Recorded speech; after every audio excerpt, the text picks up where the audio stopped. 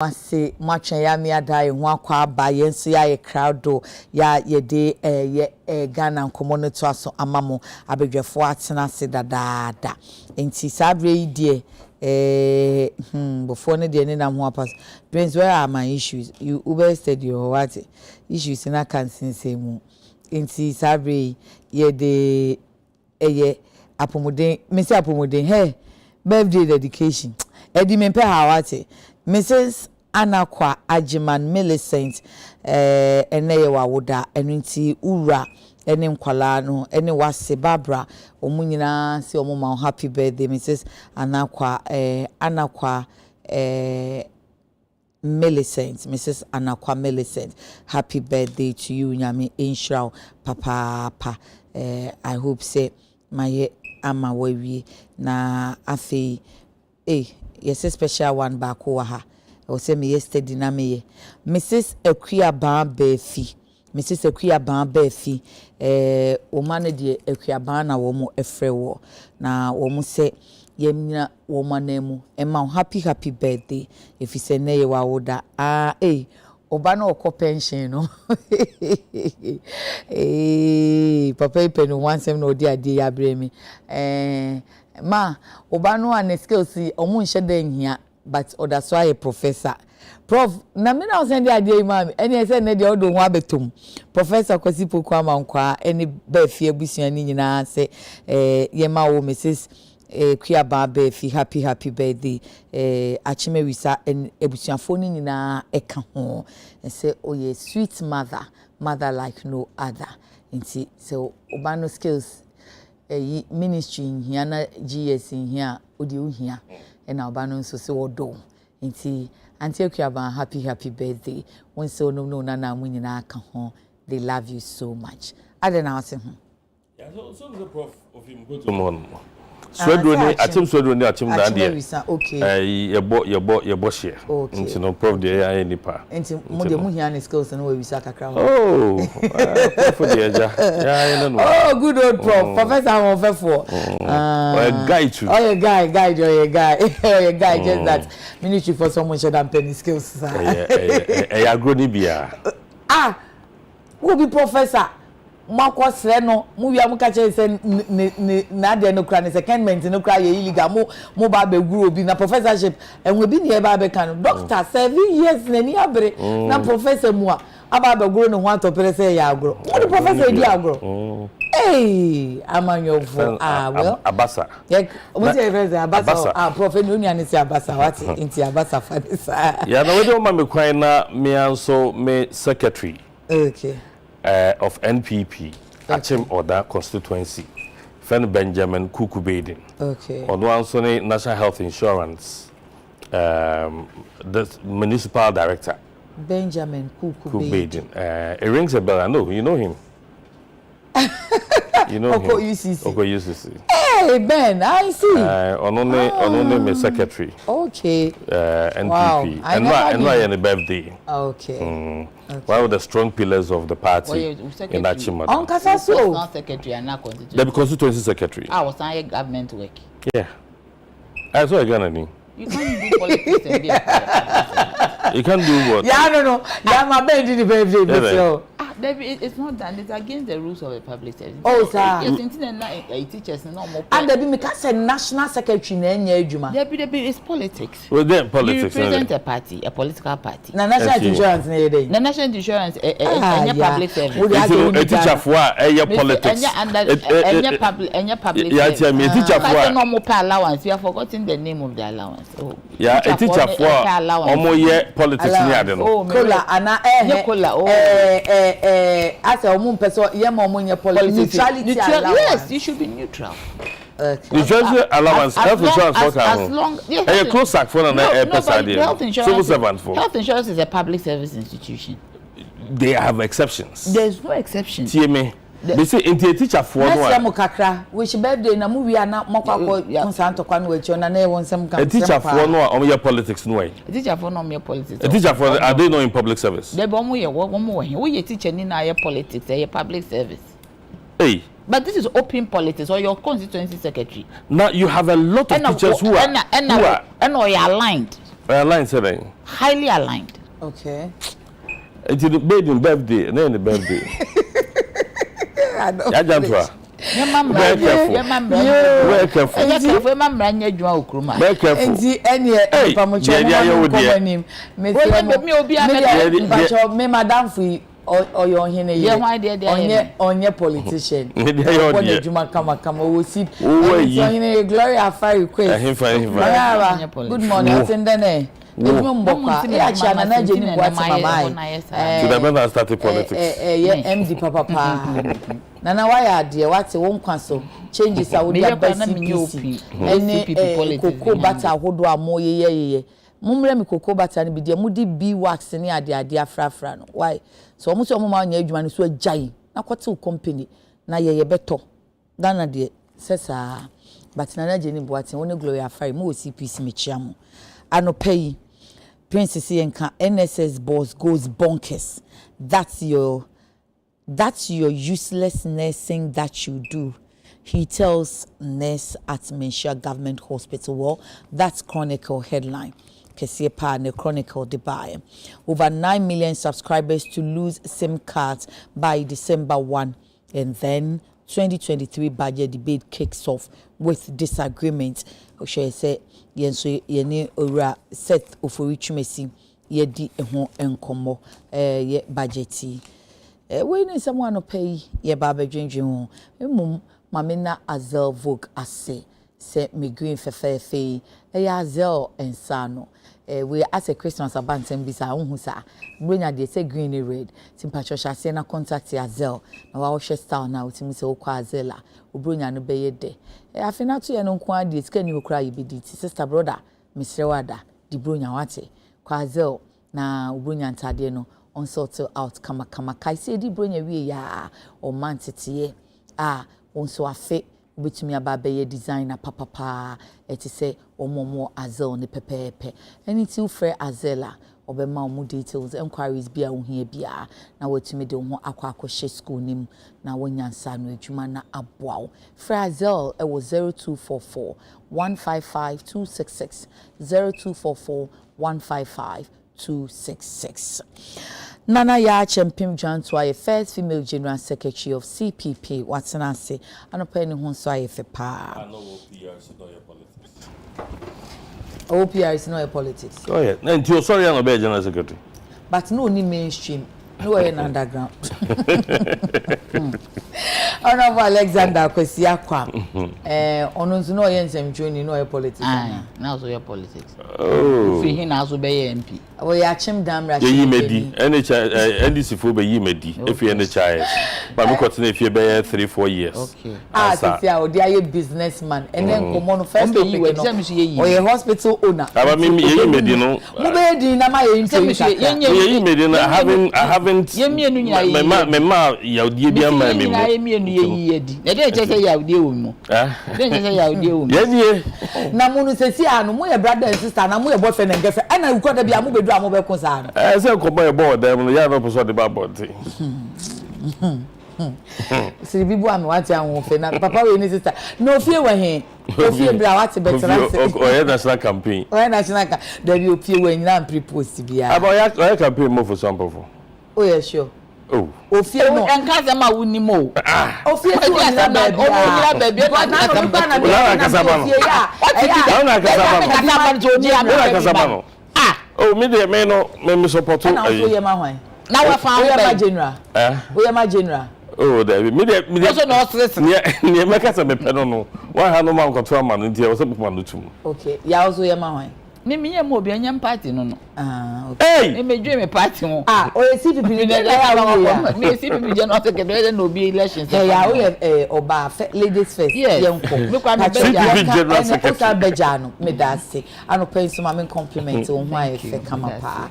Ma the Chronicle. Me wa yie mu kra ntin. Aye we yie mu to dress ma here kama say. Ya ko. Sit at me. Ya ko why? NSS boss goes bonkers. That's your useless nursing that you do. He tells nurse at the Menshia Government Hospital. Sisi ano nurse for no mo Ashanti region no ye omo se omo be cost strike.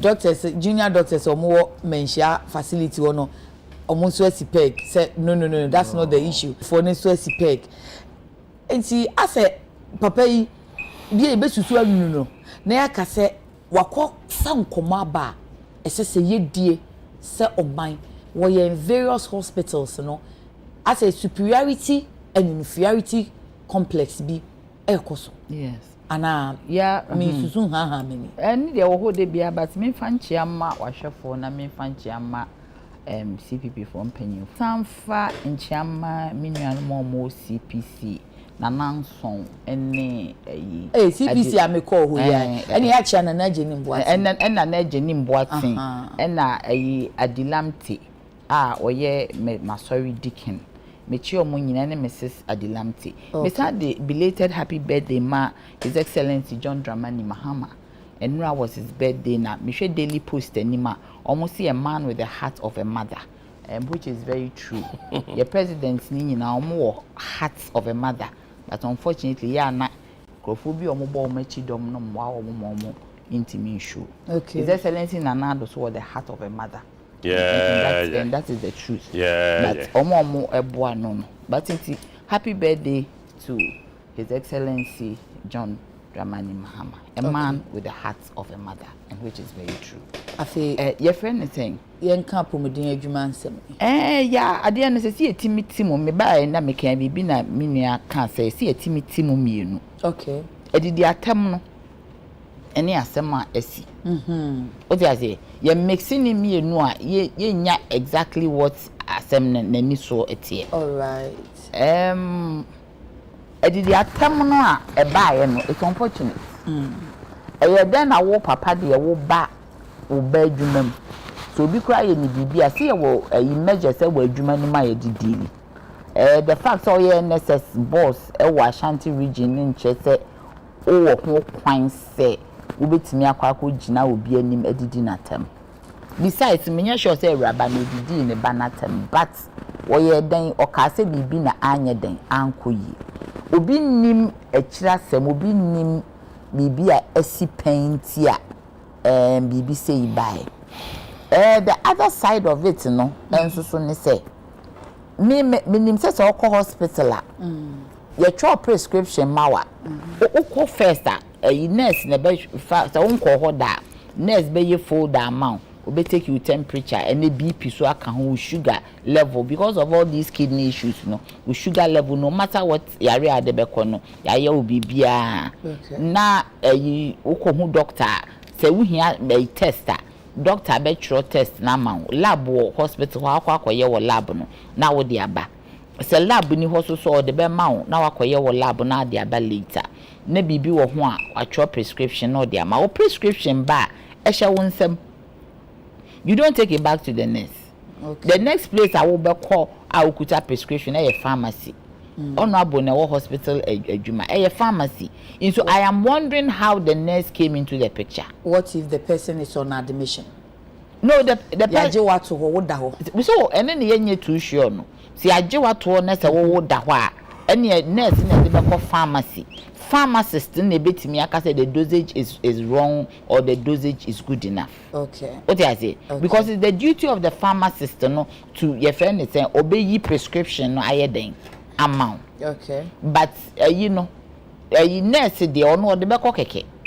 Nurse on trade into dosage no a pharmacist need bet me a challenge doctor akache and say we draw sometimes you crampo no pharmacist maybe our admission nurse what duty doctor by what say you can nurse be kwa akoshe because say the nurse abamu die na che so no na ehwe admin na ho nipa da ho menhia hospital hospital okay into nipa da so e be say ni osika maybe na nipa na ye den or the admission or the kind na e bia OPD ni tiemfa no say the admission no say nurse no e be kwa akwaji nro ni free a pharmacy na ba into maybe ohun say prescription but also no say prescription ni nko year by that time no don't akola no ni ho as a doctor no so you take it to the next doctor on duty to say I believe we said this prescription no mistake kakra bia ye den abem intino because doctor bia ye doctor Number 2, I don't know bibia like near my assistance say, but enka no housemen no mo ntwa prescription. The residents will do the prescription. You houseman no, what is it tea? Yeah. Ultimately, in the actual prescription, a for obi a would admission, let's say yare and yare didi agro. Into normally the residents no, omo na yo mo patients, oh houseman no, say a doctor say call rounds, I work a team no. Into doctor no your resident no, consultant be only when your friend is saying yare near too high, but normally residents for no woman na omo ye prescription na omo is administered. Say the residential consultant as no. Say the residential house officer share resident na say. So house officer on her own cannot write a prescription for a patient unless say these days doctors why. Yeah, that was then. Maybe I assessor. Now no on the issue of superiority and the issue of also doctors giving wrong prescriptions. Idea Ghana. And they all normally do not want to accept it. So oye mistake na. Next when you be a manam wrong diagnosis. Look, I had my cousin be a na oko hospital. Yes, when ya uterine cancer. Okay. And then home popu say, into your buy me no na me train another doctor. Me person me about doctor say me ya advert am doctor. Oye me in law na me de no call. Me de no call how we testing. You know see a UTI. And no prescribing antibiotics. And no, you're okay. But a doctor told her, so uterine cancer. And the cancer. Yes. Okay. What did they make? Into wrong diagnosis. And near my baby. Say any panting from so to me. They say there was an incident of one of my cousins or then a back call hospital. You see a colony here iron. And a doctor no a prescribe a higher dose. For a baby, I feel the next day now call a feet moja. Send a drone more ding a golfer. And I know a ding for colana liver. Then Nima Miss Arashi no koi. Doctor, and see what you're sorry. Now the night before, the twins are manana. And I'm so twins are one, then tea now baby kumbiba. Yeah, I said no put the wajia to more. But I am saying, says Sanka, a colani wuye.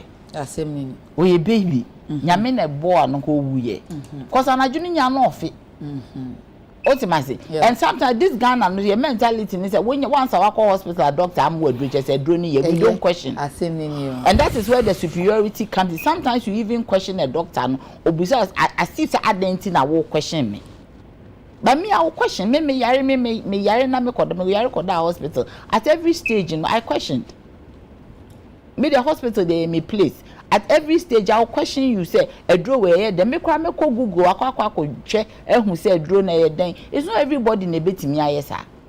So there are times doctors they should accept, as you're saying, there's an issue of superiority and inferiority. When you go to the a hospital, doctors no feel it's almost higher than the others. But ni na e kan bom na ye baako. But look at a situation where nurses are on strike, and you see doctors working, miserable. Because the things that the nurses do, the doctors cannot do. So it is a compliment. The lab technician, the nurse, even the janitor in the hospital. Or paper ward, no. Onu ni we hobe nyan. Yeah. Infection e be pick. The catering services. Omu ni wa the patients nya aduane ni. Ono doctor no kro nya aduane ni because o ye adwuma ma, omo adwuma ma ye bre o aduane. When you do better affair do. Yes, that is the point. So as I said, doctors need understand this. Omu superior. Yes, Onyankopon mo adwene a omu timi boa yen, ma ye ho toyen, but the final healing is with God. Intino as I saw omu timi limited the way ya omu underrate the other people no. And they be as you said no mo ye one. Eno de bad dia omu champion people. Omu kabo mo baako. Yeah. There's no way omo be betray each other. Anko yi a omo be kase nipa no wo anya bone. But they should always understand that they have a gift. Nyankopon ama omo adwuma sese so omo ma nipa eye den. Etiapo.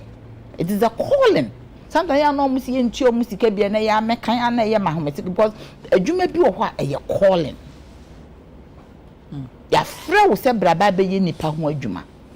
Ene Nyankopon ama wo saa adwene se kokoye say adwuma na fam ye den ma nipa nya apomodin enye ayi keke say the osofo nyankopon ama no ayi your friend say gift say or gift of healing, gift of prophecy, gift of preaching ayi nyankopon ade ode acho yes ayi obi oye prophet so kan bible eno ya adesua obi o healing no kan bible eno so ya adesua say the doctor call ayi school a obesua anatomy of a human being ni nyina no eye den eye adesua intini even though wo masua de no mabo mu degree so mo tie ase say it is also a calling. And then when you have a calling, ese wunya abotre, ese wunya ahobrase, ese wunya ekwan a wodi nipa be de be dili. It me I believe we say issue na aba no. It has opened a can of worms for all of us to debate.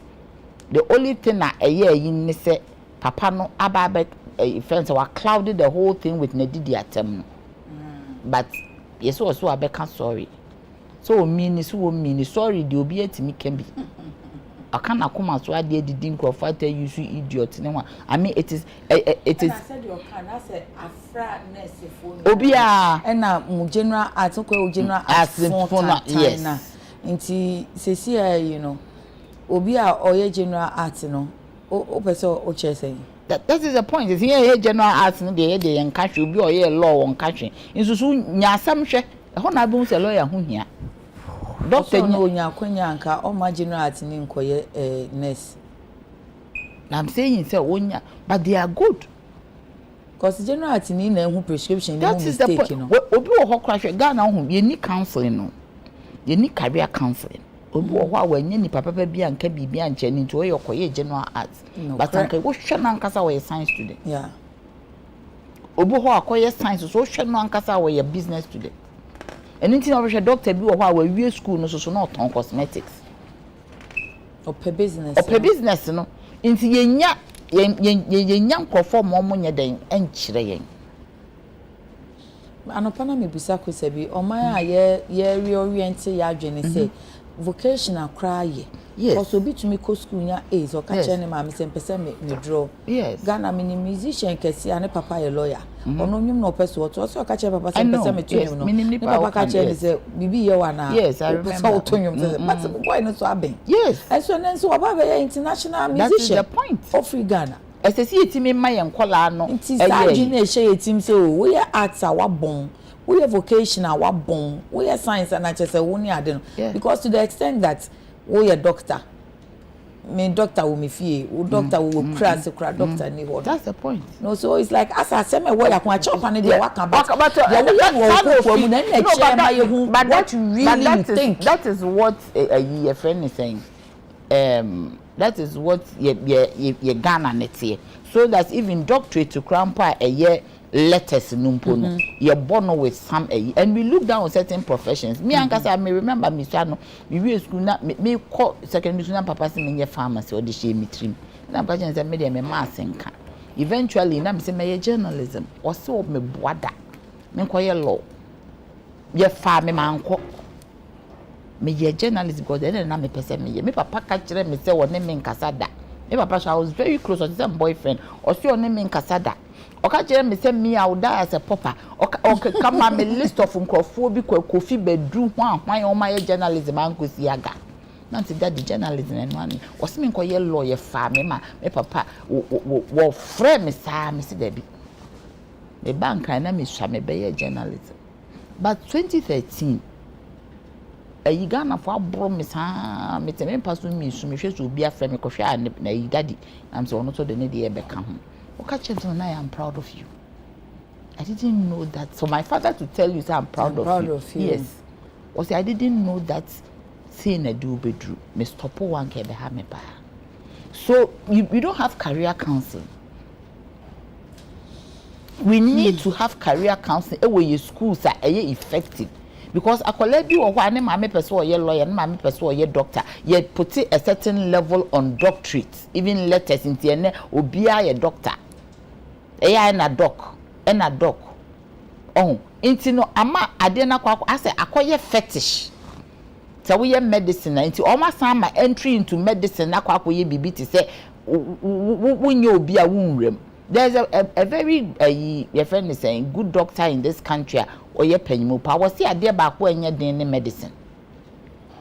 So your medicine ya adie bia you need to just apply a lot of time. Yeah, said the impasse will be answer course ye de mano. Obia course because be no abeye obia course eye den mano. So we should stop adulating and as yema courses bi so na others so no ye dey echo form. What you say? Obi o we need interest in certain obi also so our interest because additional interest is very very important. Interest is very very important. But papa ne Nyankopon fa ne bone nche no. Onima sama wo ka because Ghana has a doctor for nkwa na rule Ghana. Ghana has a kwa no doctors woma pager womudin pager outside their profession saying enye bebre you can't have it. Inti omo dia omo ye obia woni dia wo ye no one is superior over the other. Ye nyina ye kambo mu na ayeho kaya yokura hwe ukodwoma na be hu se kaya yuso won faso wadi dwa na mo na ebo boss wato milk cutting we cutting na umunya ba bi mfamfa utwa wani akaya yu ma memmo kaya yokura mpo eso won faso. Thank you. CEO of a hospital. And then same way. Seriously. No politics though. But say we shemra mayen, we emra shebijeni. Ye ni abre a ye reorient ye honi ya dwen se school a ye de ye ma ekono. Me me enforce akwala bi se koye science. Koye say science ye. Yeah. But ni nyina ye. Intimoni abre a moye TVET. Ye shenkrofon crime. Go and do TVET. Me fa vocation I say as a second course. Na appointee ekasa say ya. Is it helping the cause? Now we a hospital owner. Hospital asitine mu. Se nurse ni ho a. Se na asitina ne beye. Se doctor ni ho a. Se lab technician ni ho a. Se na asitina ne beye. Now why CEO yi? Eya sa issues ne bi ba wani mu ana this superiority inferiority complex. I say me na me boss or facility ha. Not as in boss say we CEO but me na me doctor, me na me chonro no, me na me man kwa. That kind of adinaness you feel say uchonro ya be interpret unro na ocho no ne nhwe. Be administer that kind of rivalry. That rivalry is there, yes. Yeah, but that's it. I me say yenua no my namesake Alex. Yeah, who no be or the apology. But nickname the Omens. Yeah, the apology aba. Mama any apology no. But yan sha asem no ne kan. But they make us into the abundance of the heart. Ono kasa as a person, yemfa ne nto nchai. But wa provoke a discussion we can't just wish away. I was say intimidate hu nkomo. Ono akasa no de me am pesa obey politics no intimate wase but in a way so esase etumi kan ono akasa se pani so nkonko dimini hu sa. Say and I go food through baby you shouldn't have self control. Well, you see, me in Kasama, but this is a father, papa, a jebia, or a very protective of Nebaba. Yes, in Inu besides, as I mentioned, my friend, my papa by. Because they said, who is the victim here?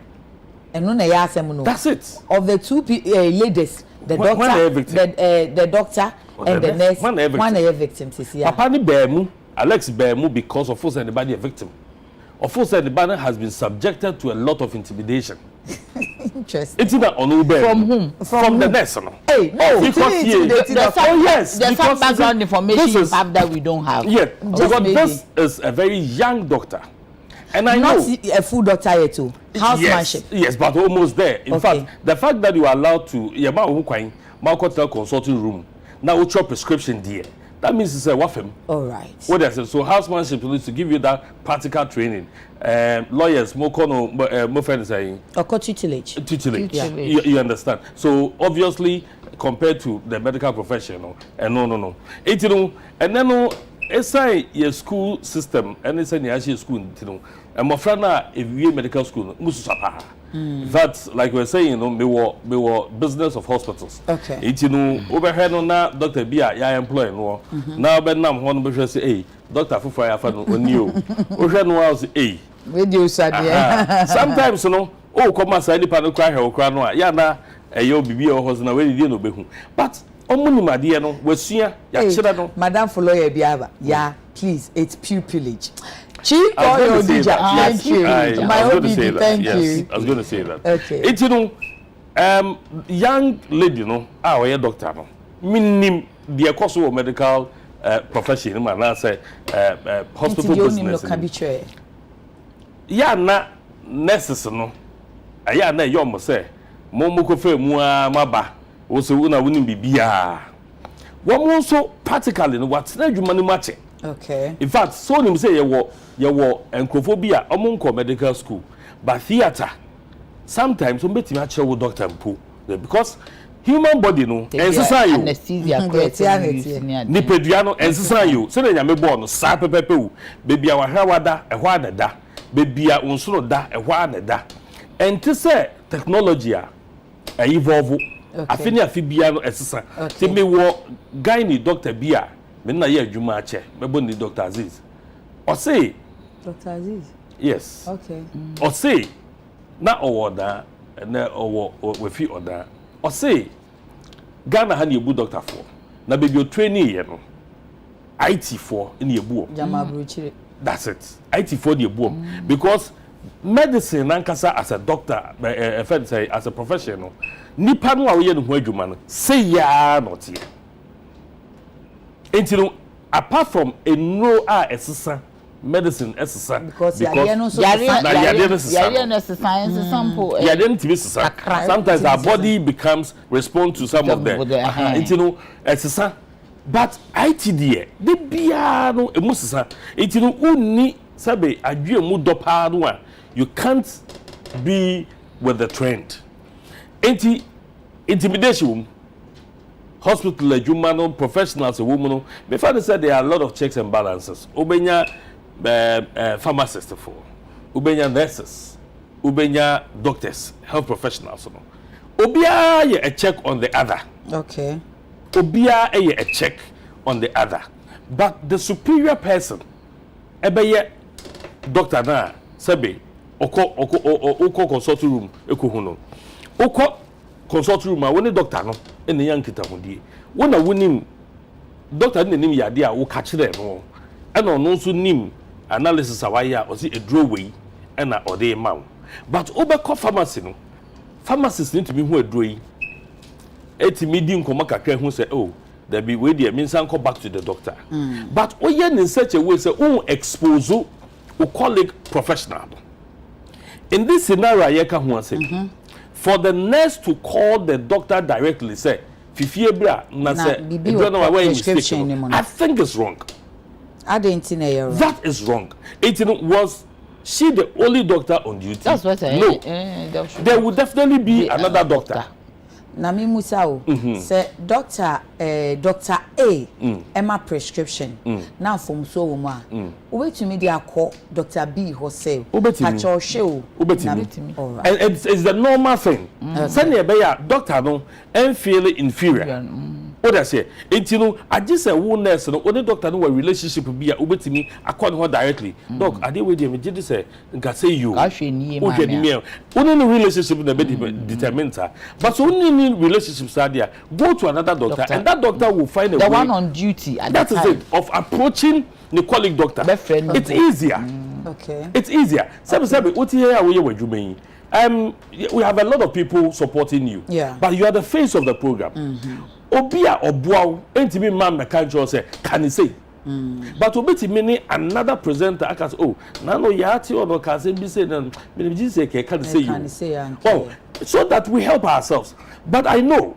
say nurse ni be fair adwuma bia na structure because ebu our no that's why I can obi betumi aka actually say oh say sometimes cameraman betumi am signal but it's in my hospital scenario no, because dey scenario no difference wo mu kakra oh but meaning about the patch say ahofe eka say sister asema wo kan ye watia eti said the nipa na friend doctor say Kwame aka chen say dey na sem no kan wan kan ye ama papa ne be ka say yeah obi a friend me say wan kan ye na wa correct nti equally ye ka say ye train say ji say Dr. Father Adekye afra correct wan san na why ebi ni ye ya de nye na pupillage tutelage obi etinifia wa correct o what is easier but then I will say in the hospital setup the nurse cannot do that because doctors no who here so be my doctor no confidence na wetimi aye adwuma o dey say e was say because Bible says one the man is confidence well no can say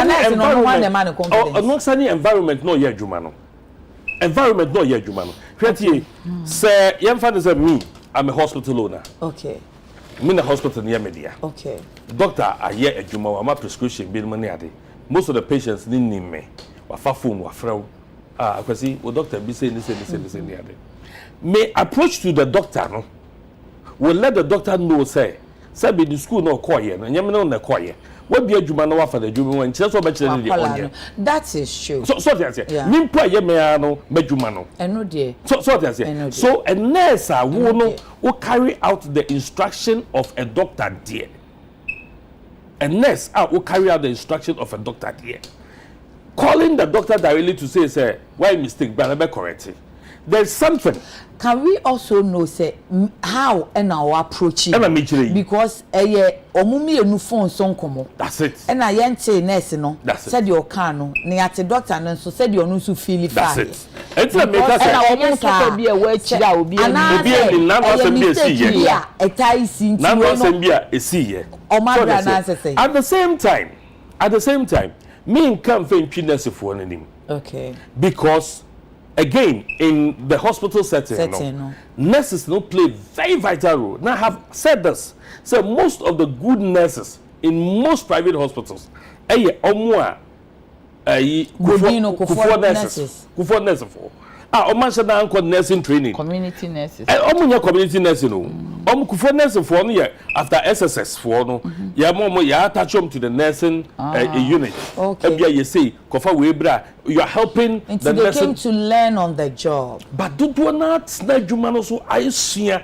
ma degree ni diploma for ne background no mo kire wo ma de because book monko that's it so that's here inti enu say no wo no a wo sua degree wo sua diploma no oba na bra ho ase a sa nurses be kire wadwuma no is our nurses and dey ye wo mo say omo so ye be pe ayi bibia ma ma ko training ba omo wo kwan bi omo short courses so boy ya absorb but most of them that no the private hospitals engage most of them say you set a line ye pe friend is saying inti ya twumu moja and ya set infusion most of the trainers is quite intimate oba we wo preke sa but kofa hygiene ni bi ana kofa lab ni bi oba twi enti ono no yen training no but waya aye yen no eto de edin a ebi akwala bi line yenya ba kofa sa small boy no ana obi a onse dan ko training na wabeye ito di sa scenario mienu eto ho a na kire se obi on call formal training that's on formal training I was here say nipa ho adwuma obi a woni dia o ye boa na ya omo players no I mean nurse doctor pharmacist lab tech omo hu ne sa cause aya na esa apre no kire say me no am te lab no ma nye moje mu hwehwemu ni ade a won doctor no be de hunu edura de beka no ena wo doctor no so twura ebia those a wo de ma no me pharmacy no me mesua enuo nankasa wo dey say wo de wonum say draw way no ebeboa but those make us doc ade we there emwa yemfa tu nka ho yemma ne say there are times I get sick I will not even call my doctor I'll call my chief pharmacist no I just say oh and that fancy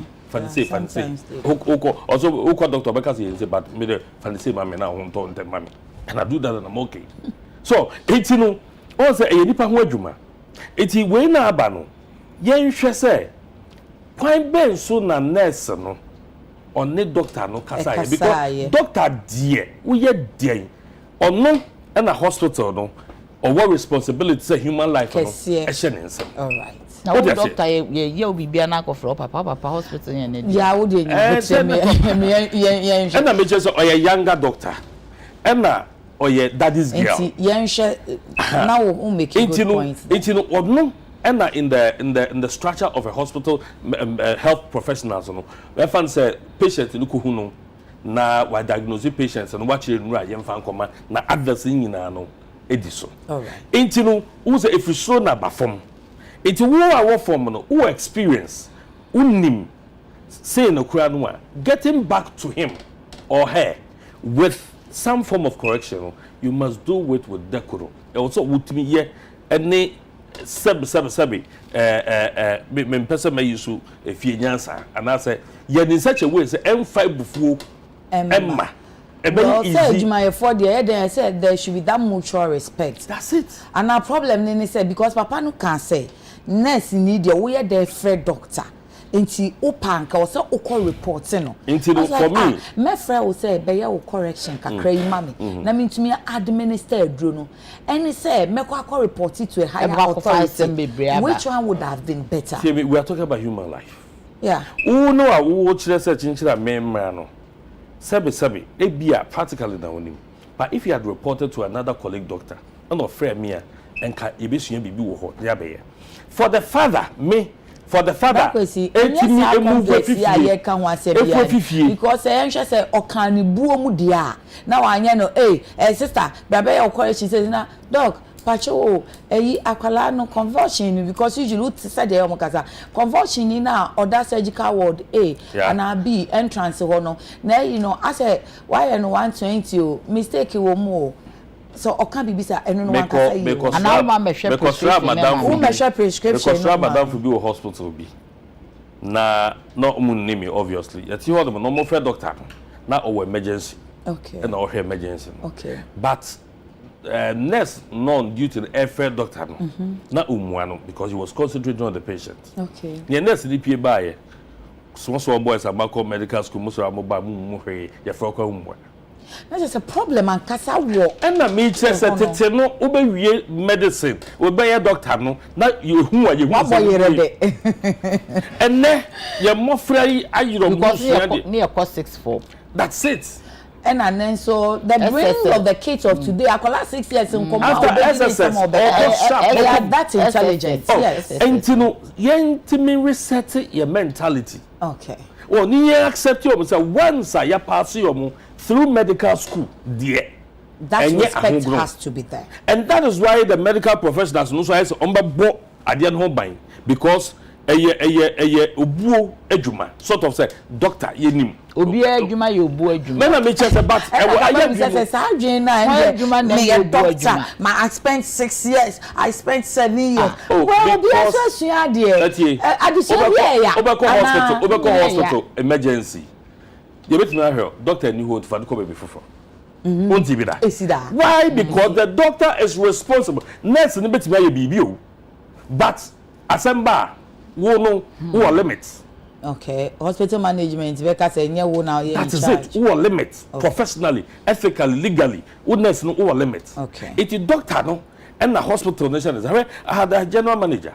Be a no so full say me na eduma say me say me na. My go school my bomb my masters become kita MBE. Only doctor winya issue. Doctor be na no say me share size so. If you na nya ka me doctor to say. But so you the general manager, that is it. Oh, you the general manager, you are in charge of the hospital. Doctor don't need national, but doctor no a share patient. Who the ocean in nara. So into when a be a quine. I'm a young discussion. One more so more called demonstration, more called strike near the Yinano. Rather the medical bodies, no, the professional bodies, no, and nothing. Now your mom serious orientation. Omo nya kwan omo de be yo omo ye kire omo salary ho asem na omo be yo enye salary ho asem we ya na aba yen kan we because omo nye na omo mom ho orientation according to how we know the responsibilities of the various professionals in a hospital na obi ante no ho ase enye sa no a we be ka so bi na hu ya obi ahu ya nti we why a CEO of hospitals what would you tell management to share because me can come from other portals yes nurses ni say doctors why should you go that far say they feel like I say obi a person or protecting ne there ebaba so uja ya obi a be pre but the professional bodies Ghana Registered Nurses Association emrem first medical and dental council so GMB emrem omo memu politically momo memu that is it because omo na ati some pennyfo no okay omo ba mu registered nurses they said they should sack the NSS boss fine if you omo papa no and we should also you see it should also be established here a prescription problematic and not any problem. No, problematic. Yes, we know about that. I will say that's the beginning of a facility one now. And patcho facility one more organogram no. Yeah, communicating ma until what challenger and now facility be one of the things I did in my private business hospital. I did back me yeah. I will be able to say me dear with me explain it fast. I say I did an administrative led hospital. Okay. Adentia hospitals be a medically led. Yeah. But I said medicine for doctors, long-term consulting room. After the management and administration of the hospital, let's give it to non-medical people. Normal managing as a business. Because doctor need or because one kafra we are private man and so that's it for me as a business person. Set up it be a hono so structure. Oh, but government is beginning to understand these things. I've written a paper and the government if you say yes anyone into be hospital building your administrators you will see but a bit that so yes medical superintendent on your doctor. So they say doctor no say be here no consulting room no over na or say office that or your management or your administration whilst others can easily manage for you near it you know sanyema no new evolution eba what's a month for timity here but we know there the panacea to wait and say professional bodies no and tenacity and free woman kwala no na yen some more orientation because as I say but no boy say so we me on one thing and make say has not been established the basis of Santokwa we nyina true or not true. That's what that's the prescription. Professionally, there was a mistake on the prescription. But every year, Patrick says, "How do you wear a year?" Say nurses no emu kwala no almost passing out from medical school. No, and what obi a what business no be a no, but for some time. In what we have to do for this specific situation, say yemfa prescription, yema penyimu bin share prescription. No, or run it down a doctor. Our patients and him. So that's here. And running down the same way but yes, okay. So one of the online portals says Junior Doctors Association rejects reports of wrong prescription by house officer in Menshia case. Now, the point is that prescription, and they may have spoken to their colleague. And a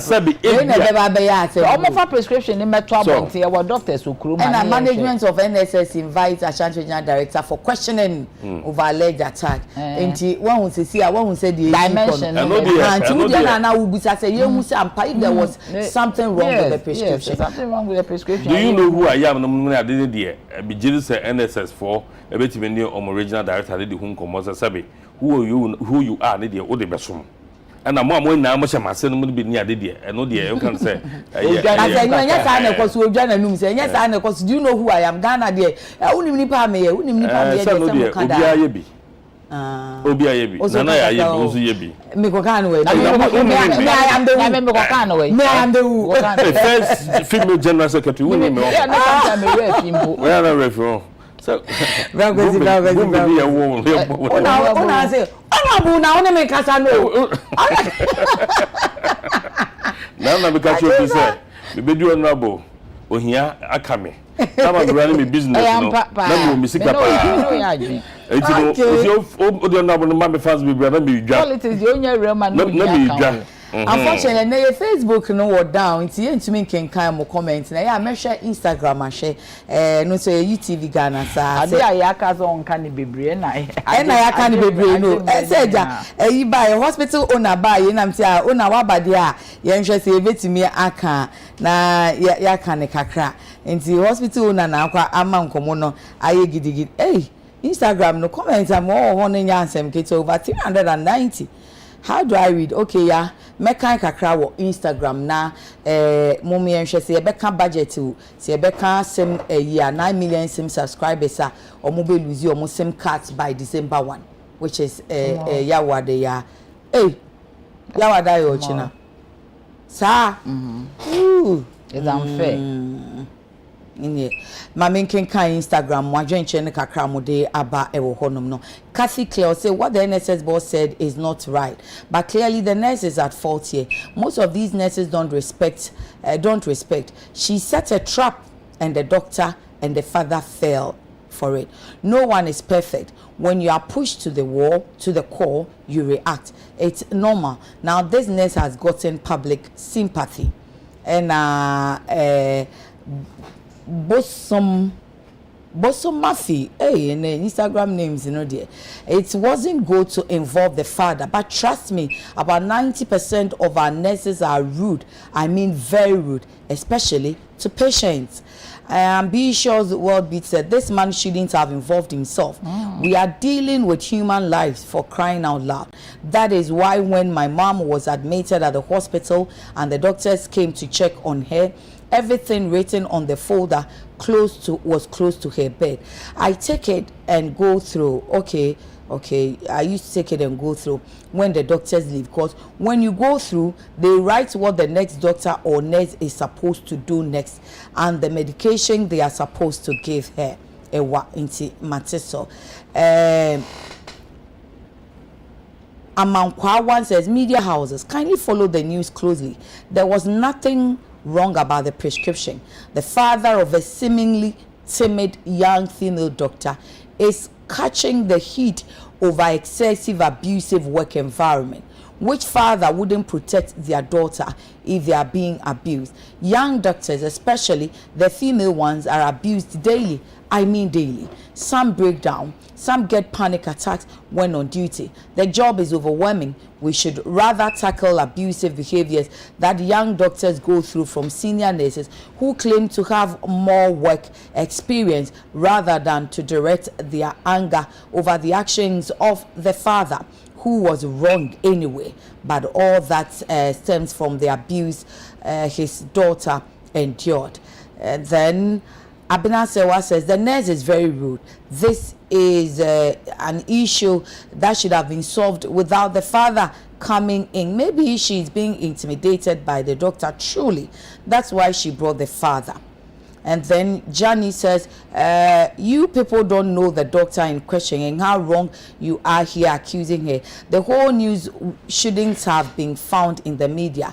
Dive deep into your sources before damaging the image of people who spend sleepless nights on people because we want them to get better. The man's actions were uncalled for, but how some of our nurses behave, especially when they see new house officers, you will think they are the bosses of the facility. You people don't know what goes on. Okay. Fatali answers, I don't suppose the man, especially because I don't suppose clearly. Honestly, this issue, I think the lady nurse is also rude, and that's face talk GH. Her response to the man is enough. Some of these nurses, once you get in as a young doctor, they suddenly begin to frustrate you. Why correct someone rudely if it's really a correction? Okay. Mami Adra says, please let it out that it's not a wrong prescription, but rather the nurse called her to come and make changes to a patient record, which needed the doctor herself to come and make the changes because it's an electronic system which needed her password. Well, twist and turns over there. Joybell, the nurse respect pa. If na me, this man go correct pa. I hate grown-ups who don't have sense. On that note, Instagram kakra no. Hey, it's on fire over 390 comments. You buy any KGB. You sure so you call your name no. You buy any komai. Be dia SIM card and answer budget. Yeah, I mix it. Okay. You 2. Oh, so you have 10 minutes. Okay. Yeah, budget no. Why now share no answer? I'm sure. Cause enti papa. Yeah, budget e do a ye share debate ase. Na ekoye. Ade ba ko a meti ona me tie debate. Na wo ho. Eno na was in. Yes, we do na ama. O ada you near ho. Yeah ho. Say the way she share no sectorial debates into ABA finance obviously. You voter region be. Voter region man could be. Voter region number constituency program into man call. Finance for a day budget day back. Into na move motion no na ya support na ya share debate na say na continue one person from each side, then you have a supporting debater into na and I'm say finance and agric na was here trade me committee but time unti say the best and there no I mean say nanka NDC for one na a debate na yenya MP before end debate here. And then you say but debate no ko ye but ade ba ko a woman say e normal we presentation of budget no it was so calmly presented ama both opposition and government no were very quiet omutie yewra finance minister ema ne be the debate e baaye ni ade yina the mehunu ewo debate yi no say asa ne finance minister beka ebia ne yempe bibi nkantia but na say me to say Mahama ka say let's rise above politics it don't can be expected say okasa no na wa ma minority for them will say okay debate budget here dia be mama yen hwe dia ban so be ye na yen fa ye nini akire na yen hwe say aban be ye no munyi ntuma ansa so mo so hwe ne say ahohiahia na ewo mu ni ade no because me say na ato force na e ka say ne brofo no translate a kotobe kuma o say oh na me ni de crash bibi as e be ku kofie kowu mu kofie kowu budget nti omon change into one and no enom ko ka so 23 taxes near diaba I'm here to analyze the budget to know that 23 taxes we yes anu a obema yen so yakọ times more than 26 taxes e baaye wo ahohiahia mu as abri na condom ye tax atoso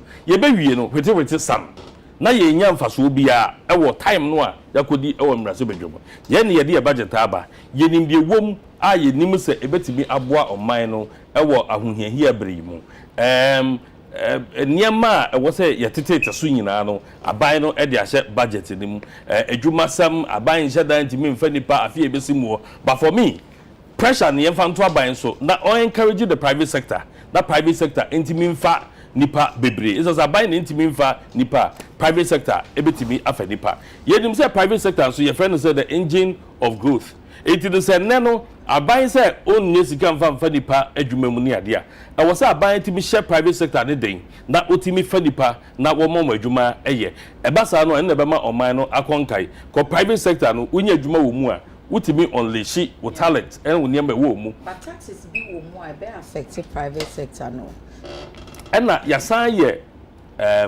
other motivational measures be a betimi so aboa private sector o so ati ase and na aban no so akwadwene wo mu omuwo ohia buburo mu pa say lip say aban ato wo sika ode ba be mu no school feeding sika yetua edema womo nu aduane man kwala wo school no aban atum aban so obehwe na o expand. These are things yen aye wo government no ye da na di ye ma na pie na ye hwe se opposition for so mun ka bi mfu aso na ye nyina mfa nka bom empeja oman no isa se sabere aye wo mi enye nipa ba akofo adwuma e wo se ye nyina de adwen okọ bankrom na at the end of the day no ye de besum oman no ye de asum oman no oba SIM cards ebra so say ye ba be the activity na nkofo de enya adwuma no de a minim say sabri the extension bia emma bio mu kire say ye nim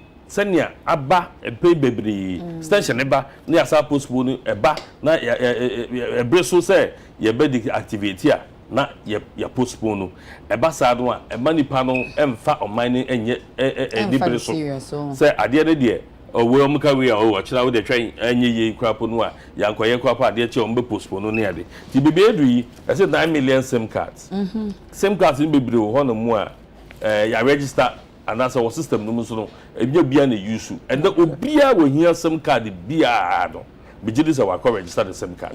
One more issues.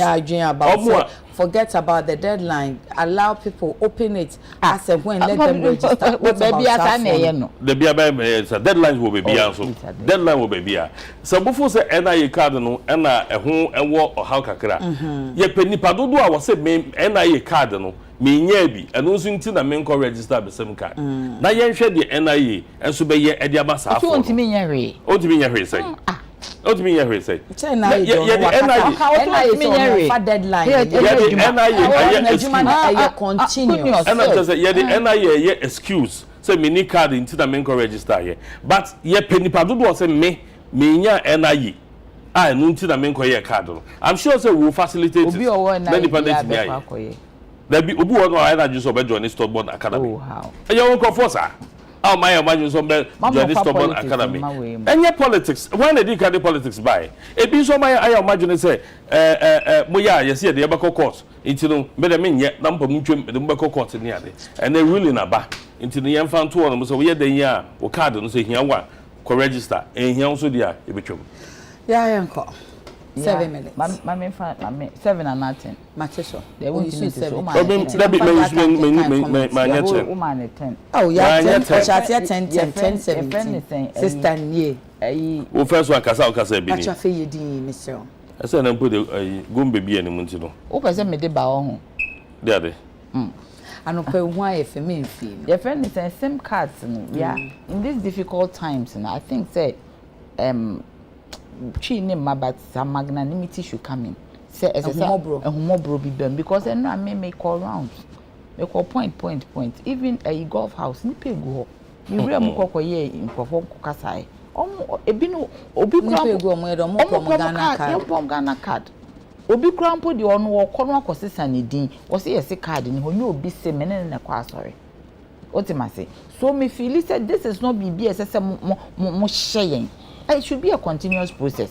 But say nipa susu ye say am I afa kra on fa serious. My dear, eventually so robot the eventually no obi abenya because enye SIM card nko a uko use ka o bank kra ohia Ghana card.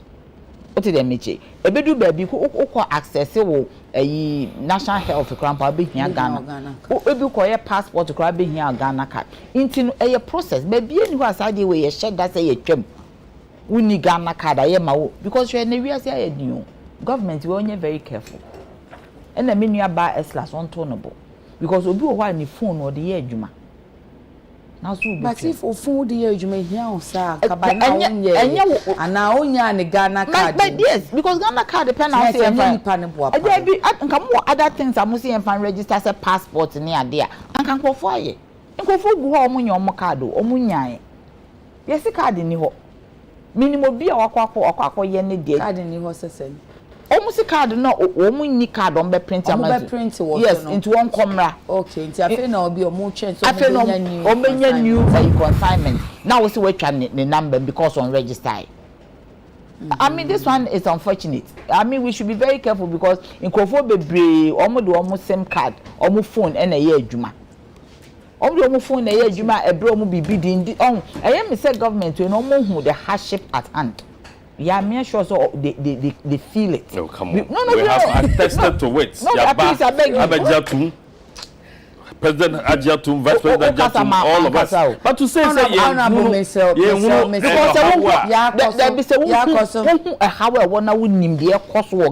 it doesn't mean we should be this way. And this way, in Kofo, points, in Kofo, that's all home register. Yeah, okay, say you postpone. Yeah, okay. You see the hassle of going to sit in a queue and waste your time. Maybe we'll be SSA and you are in a queue the whole day. How attractive will it be? Vice President can't digitalization. I didn't think them find a way to get there. Now, as well, DQ manually, physically. That will be also maybe new bottom. We should be sympathetic, right? e dey asem ni ya ka budget asema budget no me dey me hu ye no ye friend is saying measures towards hardship oya budget and oba be kan kire yen.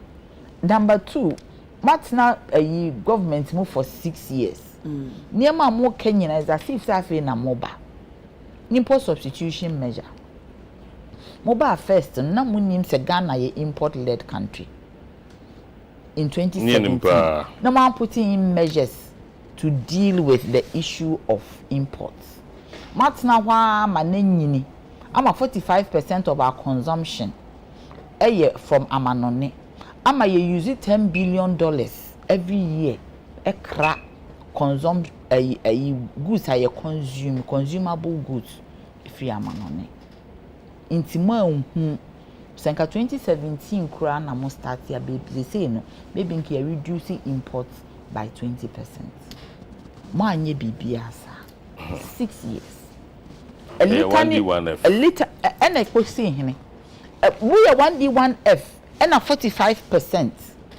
Most of we are 1D1F in tandem with private sector. They say the same private sector and I'm the responsibility a ton or so for import substitution. Who are buying no responsibility when? Responsibility towards industrialization, doing it yourself. Because a bank has more resources or have access to more resources than the private sector. Money private sector ye 1D1F according to mo. And na impact biara. And now we import 45% of our consumables from abroad. $10 billion is competing with our fragile cedi. What are you telling us? You see, robbing Peter to pay Paul. And then say, we 0.5 free e-levy so. Now they are quite to so. The mienu aka ho e VAT. Is it not this same government? Any woman for led by Nana Addo Dankwa Akufo-Addo. And na oko Kume Preko man krofo wuye. Kume Preko at the time na ye VAT ho asem. Nkrofo wuye nti nkrofo no oma wukwa. It is a government bia beba be increase VAT na enye government way. What happened to production not taxation? What happened to His Excellency your friend is saying Mahmoud Bawumia or see omo de omo beba no baba be used to production not taxation. They are doing it. What happened to say if you production na aye import substitution leather and kaye importing nema worth $10 billion from abroad. In 6 years. $10 billion from abroad. Whether even it is in 20 years, it is not right because mobile, that was your mantra. And we are working. And you are working 2 years the factories ago. Are there. You see, Asema Ayi can say, we will even reach full import substitution in 3 years. In 3 years, now more. In 3 years, where will you be? We'll be in government. 6 years. 6 solid momo ye so unsympathetic mo pesa mo samba same card kra mo ntimi nya aboche ntwen ehun se munim se Ghana fo edidi wo phone ho anka mo nka se mo ba betwa same card of 9 million people wo se yen krofo same card bi wo ho anya adwuma ne makwan na criminals ne ade wo mu nyina no enkipo mo de what are you talking about the criminal no so kokoye ne card okokoye ne Ghana card onye Ghana ni but at least they make you trace it there be wo kwa criminality na wo wanim se wo kokoye Ghana card but that is the essence of it. Now we should know the people who should the honorable Mr. Yakoso. So what say what you budget ababa beto? What say private sector? They say what say ababa be insurance for farmers. A year omu your friend is a omu production, something about insurance production, a weather based insurance production. Not only the weather based, weather as in what? As in sure beto na area bebo. Yeah. There be some in here. As in sure beto na area bebo na. A insurance. What the agrican for no here input, here machinery, here fertilizer. Let me feel say you know crop be can say one more beba be see fertilizer your friend is saying factory by government. Government support industrialization. See people for time I boom industrialization a boom you. Government led. Yeah. Kwame Nkrumah himself, government led, or Kabibi was see these factories that you find, they are not debt, they are investment into the lives of the people. Thank you. Yeah, me that say my wrap up or how you say Facebook no safi ya buy me down beam. Holy God or sister, please, I have the same problem or similar problem when I visited the clinic and it was an emergency, but the doctor was not available. So the nurse in charge called the doctor, but when the doctor came, she was so angry and insulted the nurse in front of me. Kofi AEC, nurses have every right to call doctors on phone to change their prescriptions if they think there's something wrong. You only tell another doctor if she still insists she's right. I will never administer a drug to a patient knowing very well that it is wrong. Not just a Kofi Beye, no. Kofi Beye nurse, no. Kwesi Edi Mano say Obaya, good morning. Please let this man and her daughter read Mark 10:42 to 45.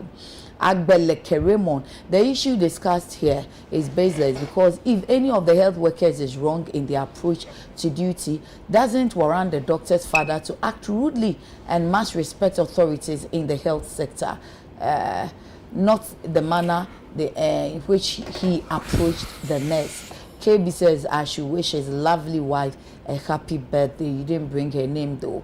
DJ Method says Honorable Gazella Aguti Tete MP Wutu Senya West, it's your birthday, so happy birthday to you. Samuel Fakwa said the solution is exactly as your male panelist just said. It is the organogram issue. Doctors, administrators must manage the hospital and not doctors. Okay, so then you are siding with Honorable. That's Omoma administrators ensure hospital, no, not doctors.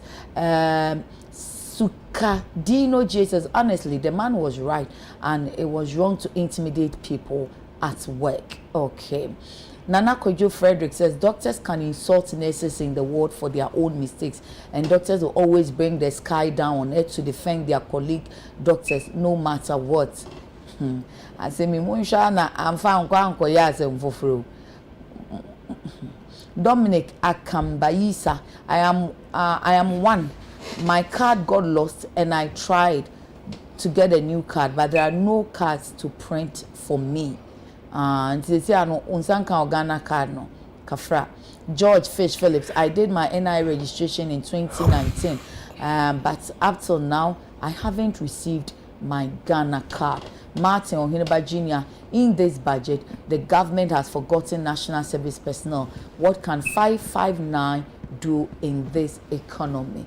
Okay, ente mwajo nche no kakra na makenkama mu said aye ndie mba beja bedwafo yi kwan na ya sori amadewuru aba enti Honorable Alexander Akwesi Akwaye MP Achimda ena nenso ya wama ye ni entrepreneurial advice afa hospital management efono ena yenuaba nana ya Chempim Jantoa first female general secretary ma CPP or ye general atini yeah who say we been in social media oh nyanhwe I don't know am say audio na buy ya che say papa ne ka say girl no aye general arts phone or they are going to where we say I'm a proud general arts student I'm a general arts I'm a general arts that I'm proud and then me who audio in fact and I general am say now we are na general arts yeah proud general arts for no doors so mama mo za so proud I just say be mark papa no grammar yeah mark phonetics in your be we are father in that transcribe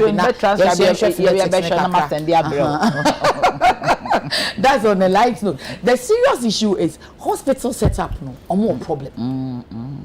There is power play, some complexes. It's mobile na mwaka but and then no circumstances say just so call hospital hey sister when you what goes when you and from for the man to go, naturally say. No, you should have gone to hospital. This person is just being disrespectful to me. That is girl. Yeah, okay. That is girl.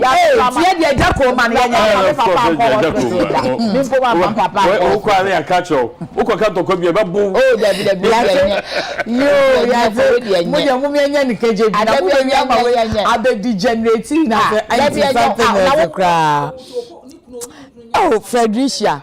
Eya wo hu donti anase card ya oti he ya come in fi no wono we frustrated science students won Besa.